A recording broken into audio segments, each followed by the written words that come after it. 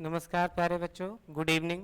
आप सभी का स्वागत है आपके अपने एजुकेशनल यूट्यूब चैनल हम सफर एकेडमी पर। हम लोग इनऑर्गेनिक केमिस्ट्री की ये लेक्चर सीरीज पढ़ रहे थे, जिसके अंदर हम लोग पीरियोडिक टेबल पढ़ चुके हैं, जेड इफेक्ट पढ़ चुके हैं। आज बच्चों हम लोग पढ़ेंगे पीरियोडिक प्रॉपर्टी, जिसको हिंदी में कहते हैं आवर्ती गुण। ये आवर्ती गुण का मतलब क्या है? आवर्ती का मतलब होता है एक निश्चित समय अंतराल के बाद। आवर्त को इंग्लिश में कहा जाता है पीरियड। पीरियड का मतलब है एक निश्चित समय अंतराल। तो हम आवर्त सारणी के ऐसे गुणों की बात कर रहे हैं जो एक निश्चित समय अंतराल के बाद गुणों में पुनरावृत्ति होती है।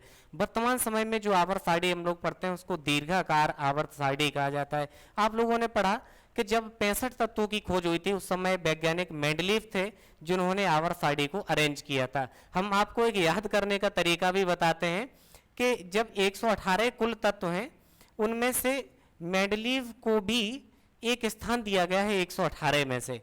आप इसको याद कैसे कर सकते हैं बच्चों? एक ट्रिक है कि आपका 101 परमाणु क्रमांक नंबर जो है वो मेंडलीव का ही है, और जितने भी मेटल्स होते हैं उनके पीछे IUM लगाकर नाम लिख दिया जाता है, क्योंकि ये सब मेटल सब क्या होते हैं? पॉजिटिव शो करते हैं। तो मेंडलीव का जो एलिमेंट होता है 101 नंबर, उसका नाम मेंडलीवियम होता है। जब आप टेबल में देखेंगे जाके तो 101 नंबर पर आपको मेंडलीवियम नाम का एलिमेंट देखने को मिलेगा। सर याद कैसे कर सकते हैं? ट्रिक ये है कि मेंडलीव ने पहली बार अरेंज की थी जब 65 तत्वों की खोज हुई थी, तो हम ये कह सकते हैं कि मेंडलीव ने आवर्त सारणी बनाने के 101 रुपए लिए होंगे। 101 रुपए लेके आवर्त सारणी को बनाया होगा, इसलिए 101 नंबर पे मेंडलीव रख दिया गया। तो आप याद कर सकते हैं कि 101 नंबर पे एलिमेंट आपका कौन सा है? मेंडलीवियम है। अब जब बच्चों हम लोग चर्चा करते हैं कि इस पे आवर्त सारणी में कुल तत्वों की संख्या कितनी है? 118 है। इन 118 तत्वों में 7 आवर्त हैं, जिसको हम लोग कहते हैं 7 पीरियड्स कहते हैं। ठीक है, 7 आवर्त हैं। और कितने ग्रुप हैं जिसको हिंदी में कहा जाता है बच्चों? समूह। तो 18 आपके समूह हैं और 4 ब्लॉक हैं। कौन कौन से 4 ब्लॉक हैं? SPDF आपके 4 ब्लॉक हैं।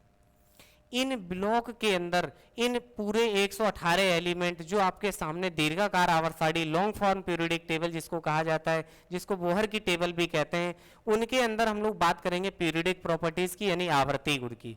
ये आवर्ती गुण क्या है, इस बात पे हम लोग आज के लेक्चर में चर्चा करेंगे कि सर आवर्ती गुण क्या है, कौन कौन से आवर्ती गुण होते हैं और कैसे परिवर्तित होते हैं, और क्यों पढ़ना जरूरी है आवर्त सारणी के अंदर आवर्ती गुण का। जैसा कि हमने आपको पहले बताया कि पीरियोडिक है, इसका मतलब है एक निश्चित समय अंतराल के बाद गुणों में पुनरावृत्ति होती है। वो गुण कौन से हैं जिनमें पुनरावृत्ति होती है?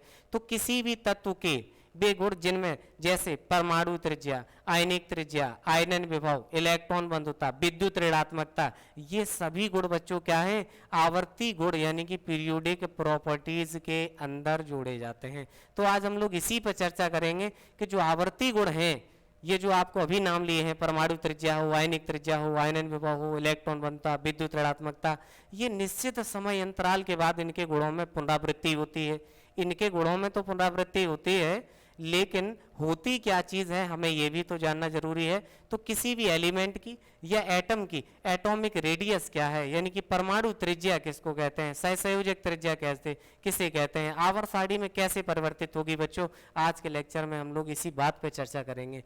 तो ये जो गुण हैं वो किस चीज पे डिपेंड करते हैं? सर याद रखिएगा, जो मॉडर्न पीरियोडिक टेबल है वो आपको पता है 1912 में साइंटिस्ट जो थे मोजले, जिन्होंने आधुनिक आवर्त नियम दिया था। और सर कैसे बताया था, कैसे प्रपोज किया कि सर कैसे अरेंज करना है, इनको लगा कैसे देना क्रम में। जैसे मिठाई का डब्बा होता है और कोई बड़े बूढ़े होते हैं बता देते हैं कि मिठाई कैसे लगा देनी है, वैसे ये बड़े बूढ़े थे। इसी बड़े बूढ़े के चक्कर में 1913 के अंदर एक नोबेल प्राइज भी दे दिया गया कि एलिमेंट्स को अरेंज करने का इन्होंने सिस्टम बता दिया। और क्या सिस्टम बता दिया इन्होंने? क्या कहा कि तत्वों के भौतिक तथा रासायनिक गुण उनके परमाणु क्रमांकों के आवर्ती फलन होते हैं। कहते हैं कि एलिमेंट्स को, जितने भी एलिमेंट्स खोजे गए हैं, उन एलिमेंट्स को अगर परमाणु क्रमांक के बढ़ते हुए क्रम में अगर आप व्यवस्थित कर देंगे बच्चों, तो क्या होगा? एक निश्चित समय अंतराल बाद उनके गुणों में पुनरावृत्ति हो जाएगी, रिपीट होते हुए आपको ये सब प्रॉपर्टीज दिखाई देंगे। तो ठीक है, आज हम लोग चर्चा करेंगे बच्चों पहले टॉपिक पर जिसका नाम है एटॉमिक रेडियाई यानी कि परमाणु त्रिज्या, हिंदी में जिसको कहते हैं एटॉमिक रेडियाई या आप कह दीजिए रेडियस, हिंदी में जिसको कहा जाता है परमाणु त्रिज्या। अगर किसी एटम को हम स्फीयर मान लें, एक गोलाकार मान लें, तो उस गोला के केंद्र में उसका परमाणु का नाभिक स्थित होता है, उसके बाहर कक्षाएं होती हैं जिनमें इलेक्ट्रॉन चक्कर लगाते हैं, सिंपली सब लोग जानते हैं। लेकिन लेकिन लेकिन एक सबसे बड़ी समस्या की बात यह है कि सर अगर किसी भी एलिमेंट का अगर एक मोल ले लिया जाए तो इस एक मोल के अंदर एवोगाद्रो नंबर के बराबर इतने, अगर एक मोल किसी का एटम ले लें, आयरन का एटम ले लें, तो इतने आयरन के, एक मोल आयरन अगर ले लें, यहाँ एटम नहीं लिखेंगे, ठीक है, एक मोल अगर आयरन ले लिया जाए तो उसके अंदर इतने एटम्स प्रेजेंट होंगे, और हम कह रहे हैं एटॉमिक रेडियस इतने 10 पे पावर 23, कैलकुलेटर में 10 के बाद तो बिंदी आना बंद हो जाती है, तो 10 पे पावर 23 में से हमें एक एटम वहां से निकालना है, रेडियस मापनी है। सर ये आप तो ऐसा कह रहे हैं जैसे गेंद आपको एक थैले में भर के दे दी गई है, गेंद को निकाल लो रेडियस माप लो, इतना आसान नहीं है। इतनी छोटी चीज है जो अपनी आंखों से दिखाई नहीं देती, इतने एटम्स में से एक एटम को निकालना है, सेंटर से लेके न्यूक्लियस तक की डिस्टेंस हमें पता करनी है, इसी का नाम एटॉमिक रेडियस है। लेकिन थोड़ा सा और बैक में ले चलते हैं, 1924 की बात है, आपने डी ब्रोगली का नाम सुना होगा। जैसे 1905 में आइंस्टीन ने प्रकाश की द्वित प्रकृति के बारे में बता दिया बच्चों, उसी तरीके से 1924 के अंदर जो डी ब्रोगली वैज्ञानिक थे, 1905 में आइंस्टीन ने बताया प्रकाश की द्वित प्रकृति के बारे में, और 1924 में डी ब्रोगली वैज्ञानिक है, इन्होंने गति करने वाले जो छोटे छोटे कण होते हैं इलेक्ट्रॉन प्रोटॉन न्यूट्रॉन, इनके डुअल नेचर के बारे में बता दिया। बोले कि पार्टिकल के साथ साथ वेव नेचर भी शो करते हैं। और सर अगर वेव नेचर शो करेंगे तो इलेक्ट्रॉन केवल पार्टिकल नहीं होगा, वेव होगा, और अगर वेव होगी तरंग होगी तो सर तरंग तो क्या होती है, हमेशा मूव करती रहती है, इस तरीके से ऐसे ऐसे चलेगी। तो आपको क्या करना है, एटॉमिक रेडियस मापनी है। अगर हम आपसे कहें चलिए रेडियस मापिए, आपके मापने की बारी आई तो इलेक्ट्रॉन दूर था, और जब हमने मापा इत्तेफाक से इलेक्ट्रॉन इस जगह मूव कर रहा हो, तो हमारी और आपकी रेडियस में डिफरेंस आ जाएगा। आप कहेंगे गुरुजी ने चेक करी है इसलिए सही है, मेरी है तो गलत है। ऐसा नहीं है। देखो क्या होगा बच्चों, जब इलेक्ट्रॉन वेव की तरह मानते हैं तो इलेक्ट्रॉन क्या है, नाभिक के बाहर जो वृत्ताकार कक्षाएं होती हैं, वृत्ताकार पथ होते हैं, उन्हीं पथों पे ही इलेक्ट्रॉन उसके परता चक्कर लगाते रहते हैं। पढ़ते हैं कि कभी नाभिक के पास आते हैं तो कभी नाभिक से दूर जाते हैं, ये आप लोगों ने पढ़ा होगा। तब एटॉमिक रेडियस को आप ऐसे कैसे डिफाइन कर सकते हैं कि किसी भी परमाणु के नाभिक के केंद्र से बाह्यतम कक्ष के, आपके 3 हो 4 हो जो भी हो, उस बाह्यतम कक्ष के इलेक्ट्रॉन क्लाउड की, जहां तक इलेक्ट्रॉन पाए जाने की संभावना है, जहां तक इलेक्ट्रॉन क्लाउड फैला हुआ है, सर वहीं तक रेडियस माप लेना, वही वाली एटॉमिक रेडियस हो जाएगी। फिर से एक बार सुन लो क्या कह दिया, किसी भी परमाणु के नाभिक के केंद्र से बाह्यतम कक्ष के इलेक्ट्रॉन मेघ के बीच की दूरी को क्या कहते हैं, परमाणु त्रिज्या। फिर से एक बार कह लो, 3 बार कह लेंगे बच्चों याद हो जाएगा, ज्यादा कह लोगे तो रट जाएगी, रटना नहीं है, केमिस्ट्री रट नहीं सकते, समझ सकते हैं। हम तो कहते हैं कि केमिस्ट्री क्या है, फीलिंग्स है, और किसी की फीलिंग्स जो है महसूस की जाती है, फील किया जाता है, किसी की फीलिंग को रट नहीं सकते, सामने वाले को आप समझ ही सकते हैं, केवल तो समझना है। क्या समझना है कि इसको एक स्फीयर मान लिया, एक गेंद मान लिया, उसके सेंटर से लेके जहां तक गेंद का आउटर सेल है, तो क्या कहते हैं कि किसी भी परमाणु के नाभिक के केंद्र से, किसी भी परमाणु का नाभिक ही तो उसके बीचों बीच होता है, उसका भी सेंटर लेना है, तो किसी भी परमाणु के नाभिक के केंद्र से बाह्यतम कक्ष के इलेक्ट्रॉन मेघ के बीच की दूरी, तो यहां तक सर जो रेडियस आपको मिल जाए, इसी का नाम क्या कह दोगे, एटॉमिक रेडियस। लेकिन हमने आपको क्या बताया कि इतने एटम्स के बीच में से एक एटम निकालना है, ये पॉसिबल नहीं है कि एक एटम को निकाल लें। तो फिर क्या ये डेफिनेशन गलत है क्या सर, इसको नहीं पढ़ सकते? हाँ पढ़ सकते हैं, लेकिन अलग अलग तरीके से। किस पे डिपेंड करती है कि जो रेडियस है वो depends on atoms with bond to other. दूसरे के साथ परमाणु जिस तरीके से जुड़ा हुआ है उस आधार पर हम त्रिज्याओं को पढ़ते हैं। कैसे कैसे पढ़ते हैं देखिएगा, यदि दो परमाणु अगर सिंगल बॉन्ड से जुड़े हैं तो उसको पढ़ते हैं सहसंयोजी त्रिज्या, यानी कि कोवैलेंट रेडियस। क्लियर हुई बात। यदि हम ये किस में मापेंगे, अभी हम लोग इसको पढ़ेंगे कि नॉन मेटल्स के बीच में ही चर्चा हम लोग करेंगे। जब मेटल्स की बात होगी तो हम लोग चर्चा करेंगे बच्चों धात्विक त्रिज्या के रूप में, यानी कि मेटेलिक रेडियस के रूप में। अगर पार्टिकल गैसियस हैं या नोबल गैसेस हैं, उनकी रेडियस पता करनी है तो इसको करते हैं वान डर वाल्स रेडियस। वान डर वाल्स रेडियस। इस तरीके से हम लोग त्रिज्याओं को पढ़ेंगे। अगर वो आयन है जैसे NaCl, Na positive Cl negative, यानी एक धनायन है दूसरा ऋणायन है, तब आप इसको कैसे पढ़ेंगे। अगर पॉजिटिव और नेगेटिव है तो इसको आप आयनिक त्रिज्या के रूप में पढ़ लेंगे, आयनिक त्रिज्या के रूप में, आयनिक रेडियस। इस तरीके से हम लोग पढ़ते हैं अलग अलग तरीके से किसी भी एटम की रेडियस को। तो सिंपली कैसे पढ़ते हैं, इन द ऑर्डिनरी सेंस अगर आपसे कह दिया जाए तो किसी भी एटम के न्यूक्लियस के सेंटर से लेके आउटर सेल का जहां तक इलेक्ट्रॉन क्लाउड फैला हुआ है उस सेंटर से लेके आउटर सेल के बीच की डिस्टेंस को माप लेना रेडियस हो जाएगी। लेकिन मापना संभव नहीं है। तब कहते हैं जब मापना संभव नहीं है तो कैसे मापते हैं कि दो एटम्स आपस में जिस बॉन्ड से जिस तरीके से जुड़े हुए हैं उस तरीके से हम लोग रेडियस को पढ़ेंगे। तो कहते हैं कि यदि दो बॉन्डेड, सिंगल बॉन्डेड हैं, डबल बॉन्डेड हैं, यानी कि सहसंयोजी बंध से जुड़े हैं, तो उनकी बीच की रेडियस को हम लोग सहसंयोजी त्रिज्या कहेंगे। अगर वो मेटल्स में जुड़ी हैं तो उनको धात्विक त्रिज्या कहेंगे। अगर उनके बीच गैसियस पार्टिकल हैं तो उनको वान डर वाल त्रिज्या कहेंगे। यदि वो आयन में हैं तो उनको आयनिक त्रिज्या कहेंगे। तो चलो बच्चों पहला पढ़ लेते हैं जिसको हम लोग कहते हैं कोवैलेंट रेडियस, यानी कि सहसंयोजक त्रिज्या।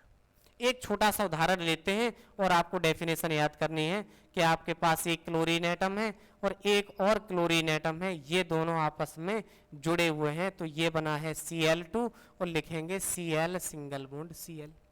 अभी आपसे क्या बोला कि जिस तरीके से आपस में जुड़े हों, कैसे जुड़े हों, बॉन्ड्स अलग अलग हो सकते हैं। सर Cl Cl हैं, दोनों नॉन मेटल्स हैं, तो इसके लिए हम एक विशेष बात लिख सकते हैं कि यूज्ड फॉर नॉन मेटल्स, कि ये किसके लिए प्रयोग की जाती हैं, नॉन मेटल्स के रूप में के लिए प्रयोग की जाती हैं। क्या ये डबल ट्रिपल के लिए भी हो सकती है? हाँ सर, डबल ट्रिपल के लिए भी हो सकती हैं। उनकी अलग अलग डिस्टेंस होती है, जैसे जैसे बॉन्ड ऑर्डर बढ़ता जाएगा, यानी डबल बॉन्ड हो जाएगा तो और कम, ट्रिपल बॉन्ड हो जाएगा तो लेंथ और कम हो जाएगी। समझ में आ रहा है कि नहीं? जैसे सिंगल होगा डंडा लंबा होगा, दो डंडे होंगे थोड़ा और हो जाएगा, ट्रिपल हो जाएगा सर थोड़ा और छोटा हो जाएगा। तो इसको आप कैसे लिखेंगे, ये इसका सेंटर है, ये इसका सेंटर है, इनके बीच की डिस्टेंस क्या ऑब्जर्व की गई सर, 1.98 एंगस्ट्रॉम ऑब्जर्व की गई। अगर इनके बीच की दूरी का आधा भाग मापा जाए तो ये जो है आधा भाग आता है 0.99 एंगस्ट्रॉम। इस तरीके से 0.99 एंगस्ट्रॉम आएगा इनके बीच का। सर डिफाइन कैसे करेंगे सर, ये एक बार बता दीजिए। तो ध्यान से सुनिएगा, 3 बार डेफिनेशन कह देंगे और आप यदि पूरे ध्यान के साथ सुनेंगे तो 3 बार में याद हो जाएगी, आपको रटना नहीं है, चौथी बार की जरूरत नहीं पड़ेगी। तो क्या करना है, हम लोग पढ़ते हैं सहसंयोजक त्रिज्या। सर सहसंयोजक क्या होती है? सहसंयोजक साझा करके बनती। साझा किसमें होता है? नॉन मेटल्स में। इलेक्ट्रॉनों के बीच में बराबर की साझेदारी होती है तो बनता है सहसंयोजक बंध। ये बना है Cl2 और Cl2 कैसे बना है? Cl सिंगल बॉन्ड Cl से। सर कैसे बना होगा Cl सिंगल बॉन्ड Cl? एक क्लोरीन के पास है आउटर सेल के इलेक्ट्रॉन 7, दूसरा क्लोरीन है इसके पास है इलेक्ट्रॉन 7। क्यों होंगे 7? हमेशा बंध बनाने में, लुईस क्या कहते हैं, बंध बनाने में हमेशा बाह्यतम कक्ष के इलेक्ट्रॉन ही भाग लेते हैं। तो क्लोरीन का 17 था तो 2 8 अंदर वाले तो सोते रहेंगे, भैया हमें कोई मतलब नहीं, बाहर वाले आप लड़ो। तो ये क्या खड़े हैं, बॉर्डर पर खड़े हैं, 7 2 8 7 17 है इसका, अंदर वालों को कोई मतलब नहीं है, बाहर वाले लड़ेंगे जूझेंगे। क्या कर रहा है, इनके पास 7 है, एक इसके पास ले लेगा 8 हो जाएगा, ये वाला एक ले लेगा ये 8 हो जाएगा, इसका भी 8 हो गया, इसका भी 8 हो गया, एक एक इलेक्ट्रॉन का साझा कर लिया सर, क्या बन गया, सिंगल बॉन्ड। अब डिफाइन कैसे करेंगे इन दोनों के बीच में क्या बना है, सिंगल बॉन्ड। तब इसी से ही डेफिनेशन को उठा देंगे, क्या कि दो समान परमाणु किसी एक सहसंयोजक बंध से जुड़े हुए हैं, तो सहसंयोजक बंध से जुड़े हुए दो समान परमाणु क्या बना है, सहसंयोजक बंध, सहसंयोजक बंध से जुड़े हुए दो समान परमाणुओं के नाभिकों के बीच की दूरी का आधा भाग। फिर से एक बार सुनिएगा, सहसंयोजी बंध से जुड़े हुए दो समान परमाणु, एक सिंगल बॉन्ड बना हुआ है इनके बीच, ध्यान देना क्या करें, सहसंयोजी बंध से जुड़े हुए दो समान परमाणुओं के नाभिकों के बीच की दूरी का आधा भाग, इसी को क्या कह दिया, कोवैलेंट रेडियस। तब आप कैसे कह देंगे, D A single bond B बराबर radius of A plus radius of B. यही तो कह रहे हैं कि दोनों की रेडियस को मिला दो तो डायमीटर बन जाएगा, व्यास बन जाएगा, यही तो होगा। तो इसकी यहां तक डिस्टेंस, इसकी यहां तक डिस्टेंस, ये रेडियस हो गई, दोनों को मिला दो तो ये क्या बन जाएगा, डायमीटर। लेकिन एक विशेष बात बोली गई बच्चों, क्या है कि दो समान परमाणु हैं, ये याद रखना है, सहसंयोजी बंध से जुड़े हुए दो समान परमाणुओं के नाभिकों के बीच की दूरी का आधा भाग, यही क्या हो गई आपकी कोवैलेंट रेडियस। लेकिन ये याद रखना है कि दोनों ही परमाणु क्या हैं, समान हैं। अब बात ये आती है कि सर समान ना हो तो क्या होगा, तो फिर क्या होगा सर, फॉर्मूला बदल जाएगा। तब उसके लिए फॉर्मूला क्या बदल जाएगा कि जो D A single bond B है बराबर R A plus R B minus C, या इसको आप लिख सकते हैं माइनस का 0.09 into electronegativity of A into electronegativity of B. यदि ए और बी दोनों परमाणु अलग अलग हैं, एक ए है और एक बी है, तो ए की विद्युत ऋणात्मकता और बी की विद्युत ऋणात्मकता दोनों का अंतर रखा जाएगा 0.9 से, इंटू कर देंगे इसको। ये बात समझिएगा, ये किसने फॉर्मूला दिया है, ये है वैज्ञानिक स्टीवेंसन एंड शूमेकर। जूता गांठने वाला मत समझिएगा, नाम उनकी माताजी ने ऐसा ही रखा है, क्या नाम है, स्टीवेंसन, और दूसरे का नाम है शूमेकर। इन्होंने दिया था 1941 के अंदर। क्या कह दिया कि इसी में अगर सेम है तो अप्लाई हो जाएगा sir R A plus R B, और दोनों डिफरेंट हैं तो अप्लाई नहीं हो पाएगा, तो ये लगेगा। लेकिन ये सर समझ में नहीं आ रहा है कि 0.09 कहाँ से आ गया, इसका एक्सप्लेनेशन तो शूमेकर भी नहीं दे पाए। फिर इसके लिए वैज्ञानिक आए पाउलिंग, तो उन्होंने क्या किया, पाउलिंग में लास्ट में एक फॉर्मूला जनरलाइज कर दिया कि किसी भी दो डिफरेंट एटम्स के बीच में यदि आपको रेडियस निकालनी है तो इस रेडियस को D A single bond B को आप लिख सकते हैं radius of A plus radius of B minus, इस जगह पे इन्होंने रख दिया है सी, और electronegativity of A minus electronegativity of C, और बी लिख दिया, और सी की वैल्यू इन्होंने 0.08, 0.06, 0.04, 0.02 रख दी। कहते हैं यदि दो एटम्स जो आपस में जुड़े हुए हैं, यदि वो ऐसे नॉन मेटल्स जो जुड़े हुए हैं, अगर वो सेकंड पीरियड से बिलोंग करते हैं तो वैल्यू ये रख देना, थर्ड पीरियड से बिलोंग करते हैं तो ये लिख देना, फोर्थ से लिखे तो ये, फिफ्थ से लिखे ये, तो इस तरीके से आप निकाल सकते हैं। क्या यहाँ तक आप सभी लोगों को अगर बात क्लियर है तो इसके बाद हम लोग कोवैलेंट रेडियस के बाद आगे पढ़ेंगे। समराइज कर लेंगे फटाफट से 2 मिनट के अंदर।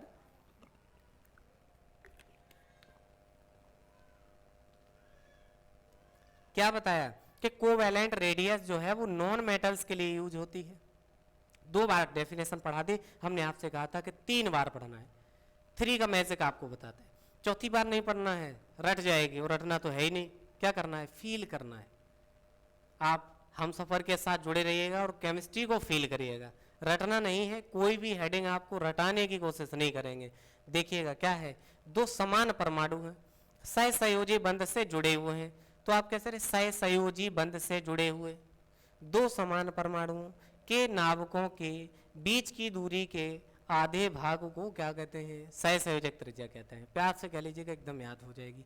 सहसंयोजी बंध से जुड़े हुए दो समान परमाणुओं के, सहसंयोजी बंध से जुड़े हुए दो समान परमाणुओं के नाभिकों के बीच की दूरी के आधे भाग को सहसंयोजक त्रिज्या कहते हैं।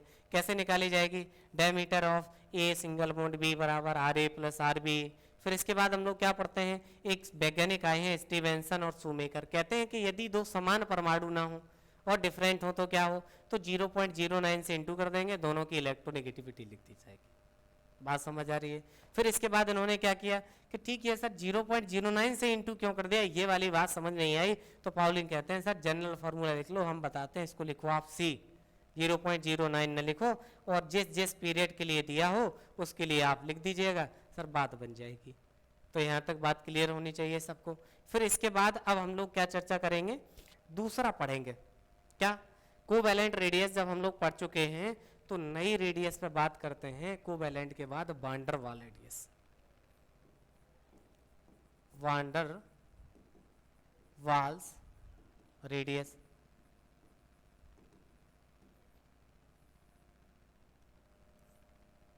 Basically used for inert gases, क्योंकि उनके बीच में अट्रैक्शन नहीं रहता है, ऐसी गैसेस के बीच में हम लोग बात कर रहे हैं। और प्रैक्टिकली गैस के लिए तो यूज करते हैं, गैस पार्टिकल्स के लिए या एलिमेंट्स के लिए, गैसियस एलिमेंट्स के लिए। गैसियस एलिमेंट की बात करें बच्चों तो पूरे 118 एलिमेंट के अंदर, टेबल के अंदर 11 एलिमेंट्स हैं जो गैसियस में पाए जाते हैं। तो वो कौन कौन से हैं वो आपको याद रखने हैं। एक तो पूरा आपका ये 6 एलिमेंट्स हो जाएंगे इनर्ट गैस वाला, एक इधर से किनारे पे हाइड्रोजन वाला हो जाएगा, 7 हो गए।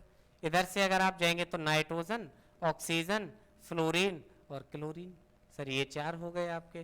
तो एक यहाँ से आपका हो गया, 4 यहाँ से हो गए, 5 हो गए और प्लस 6 नाइट गैसेस के हो गए। कितने एलिमेंट हैं टेबल के अंदर, 11 हैं, याद करना है। Hydrogen, nitrogen, oxygen, fluorine, chlorine, helium, neon, argon, krypton, xenon, radon, आपके 6, 4 और 1 टोटल एलिमेंट कितने हो गए, 11 हो गए।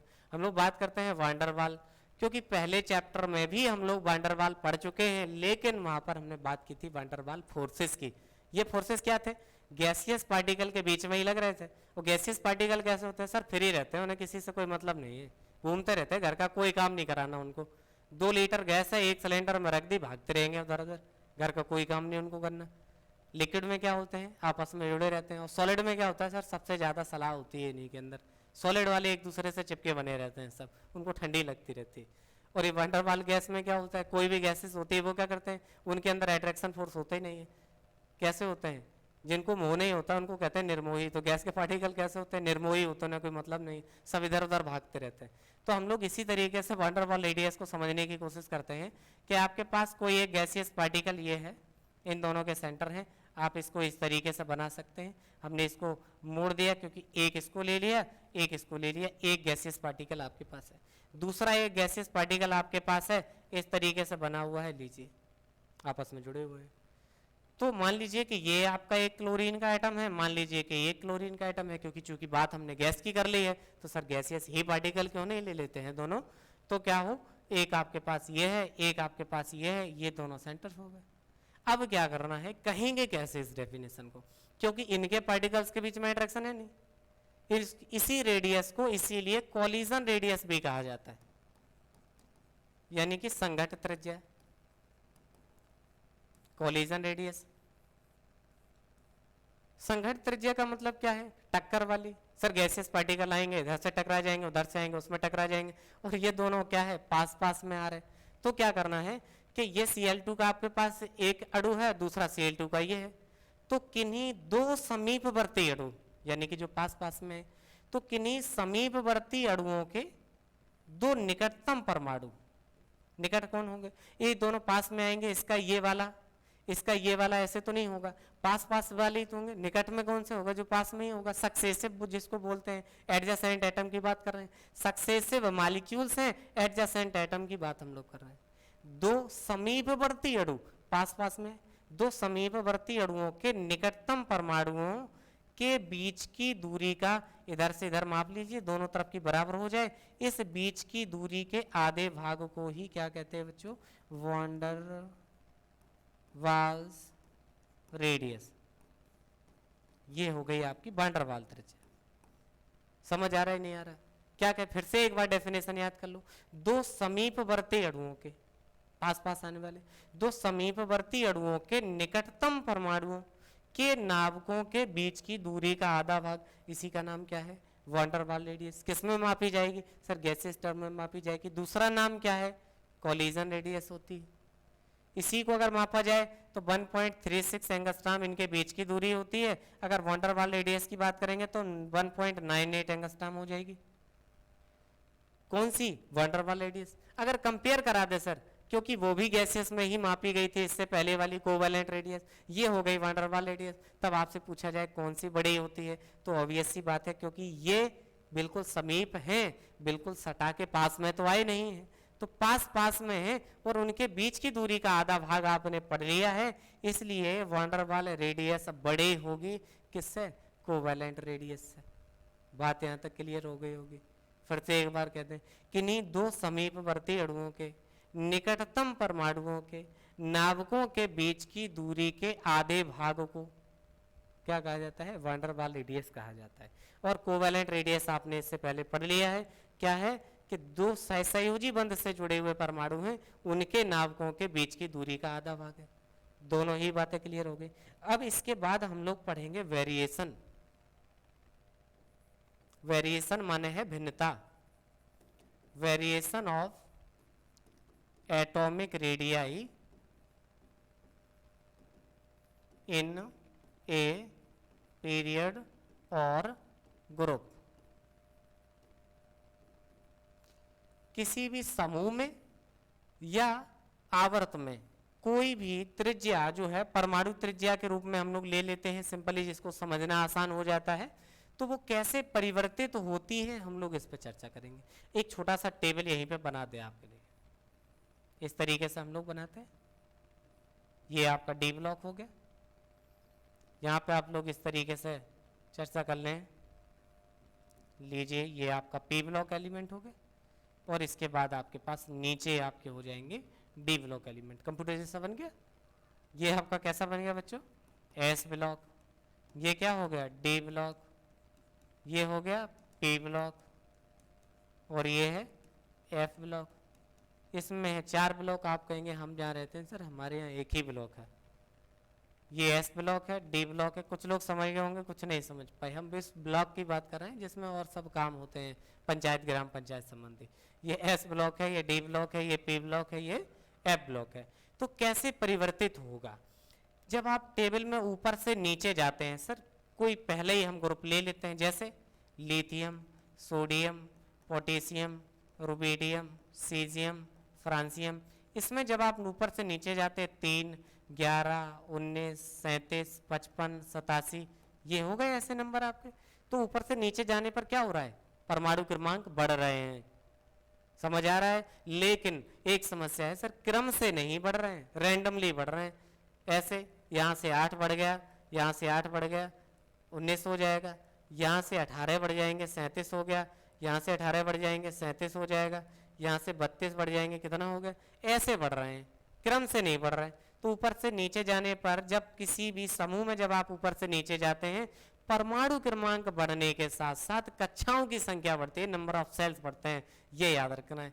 2 वाले को कहते हैं 2,1, 11 को कहते हैं 2,8,1, 19 को कहते हैं 2,8,8,1, इसको कहते हैं 2,8,18,8,1। इस तरीके से ऐसे बढ़ते चले जाते हैं, नंबर ऑफ सेल्स बढ़ रहे। सर एटॉमिक रेडियस की डेफिनेशन क्या कहती है, किसी भी परमाणु के नाभिक के केंद्र से। तो यहाँ परमाणु होगा सर, यहाँ 1 रेडियस, यहाँ 2, 1 2 3 रेडियस, 1 2 3 4 सेल हो गई। तो यहाँ पे नंबर ऑफ सेल्स बढ़ती जा रही है, और न्यूक्लियस सर वहीं पे प्रेजेंट है। तो क्या है, नंबर ऑफ सेल्स बढ़ने के साथ साथ डिस्टेंस बढ़ जाएगी, रेडियस बढ़ जाएगी। तो हम कह सकते हैं कि किसी भी समूह में क्या होता है, डाउन द ग्रुप, DOWN, ठीक है, down the group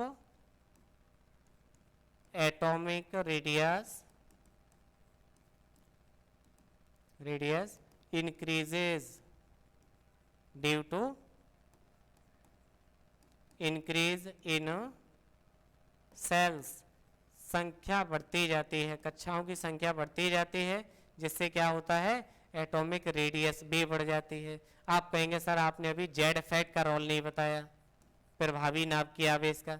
Z effect का भी रोल होता है। जैसे जैसे इलेक्ट्रॉन बढ़ेंगे नाभिक का आवेश भी बढ़ेगा, दोनों चीजें बढ़ती हैं। जब आप ऊपर से नीचे जाते हैं, इसमें प्रोटॉन कितने नाभिक में 3, इसमें कितने 11, इसमें कितने 19, यही एक्चुअल चार्ज है नाभिक का, जेड के बराबर होता है। जेड इफेक्ट इक्वल टू क्या पढ़ते हैं हम लोग, जेड इफेक्ट इक्वल टू होता है बच्चों Z minus sigma. Actual charge क्या है आपके पास, जेड, और उससे क्या है, जितना रोका जा रहा है स्क्रीनिंग कांस्टेंट उसको घटा दिया जाता है।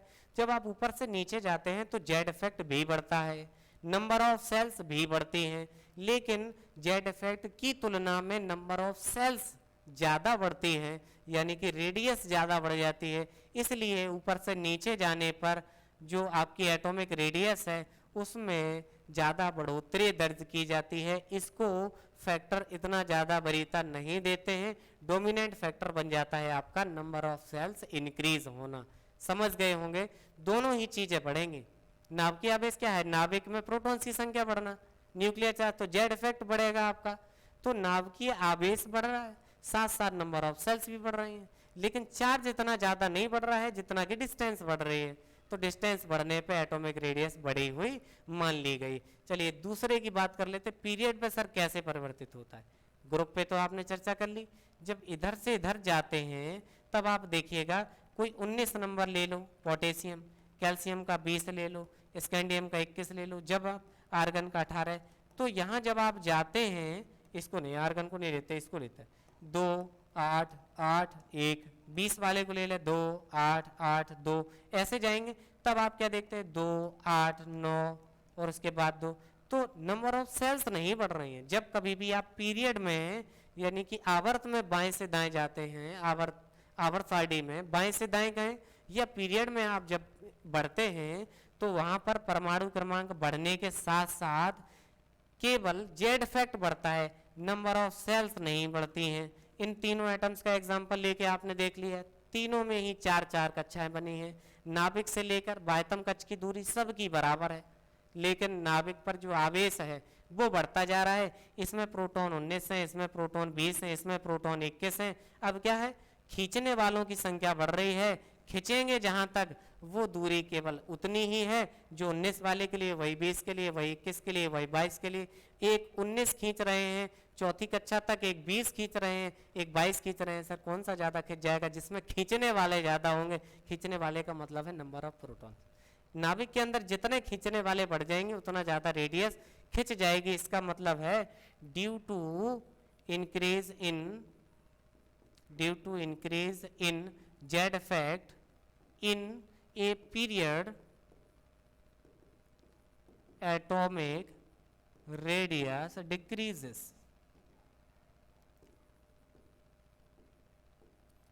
किसी भी आवर्त में परमाणु क्रमांक बढ़ने के साथ साथ नाभिकीय आवेश बढ़ता है, और नाभिकीय आवेश बढ़ने से त्रिज्या घट जाती है। तो एटॉमिक रेडियस का कंक्लूजन ये निकलेगा कि जब आप ऊपर से नीचे जाएंगे तो रेडियस बढ़ेगी, जब आप बाएं से दाएं जाएंगे तो रेडियस घटेगी। तो ये पीरियोडिक प्रॉपर्टी का आपका पहला प्रॉपर्टी था, पहला टॉपिक था एटॉमिक रेडियस। आवर्त सारणी के अंदर जब आप बाएं से दाएं ऊपर से नीचे जाते हैं, जब परमाणु क्रमांक में परिवर्तन होता है तो गुणों में परिवर्तन होता है। पहला गुण हम लोगों ने पढ़ा परमाणु त्रिज्या। आज के लेक्चर में हम लोग एटॉमिक रेडियस के बारे में जाने, और एटॉमिक रेडियस विभिन्न किन किन रूपों में मिल सकती है। इसका एक टॉपिक बचता है जिसको हम लोग कहते हैं आयनिक रेडियस, परमाणु त्रिज्या। वो थोड़ा सा अच्छा टॉपिक है, थोड़ा सा लॉन्ग हो सकता है, कंपटीशन में भी उसके क्वेश्चंस बनते हैं, तो उसको हम लोग नेक्स्ट लेक्चर में करेंगे आयनिक रेडियस को। उसमें भी जानेंगे कि एटॉमिक जो आयनिक रेडियस है वो कैसे चेंज होती है, क्या आयंस डिफरेंट हों चेंज हो जाती है या डिफरेंट ग्रुप के हों तो चेंज हो जाती है बच्चों? इस बात पे हम लोग चर्चा करेंगे कि कैसे कैसे जो आपकी आयनिक रेडियस है वो चेंज हो जाती है। आइसो इलेक्ट्रॉनिक स्पीसीज हो, जब इलेक्ट्रॉनों की संख्या समान हो तो आयनिक त्रिज्या कैसे परिवर्तित होती है, आयनिक त्रिज्या को किस किस वैज्ञानिकों ने किन किन मेथड से निकाला, हम लोग इस पर भी चर्चा करेंगे, कुछ क्वेश्चंस भी बनाएंगे। तो बच्चों आज के लेक्चर के लिए इतना ही रखते हैं। नए लेक्चर में एक नए प्रॉपर्टी के साथ फिर से मुलाकात होगी। समय होगा 7 बजे। इसी तरीके से आप हम सफ़र के साथ अपना प्यार बनाए रखिएगा, अपनी एजुकेशन को यूं ही बढ़ाए रखिएगा, प्यार दीजिएगा, सबके साथ प्यार से रहिएगा। आज की क्लास को यहीं एंड करते हैं। Thanks for watching, good night, bye bye.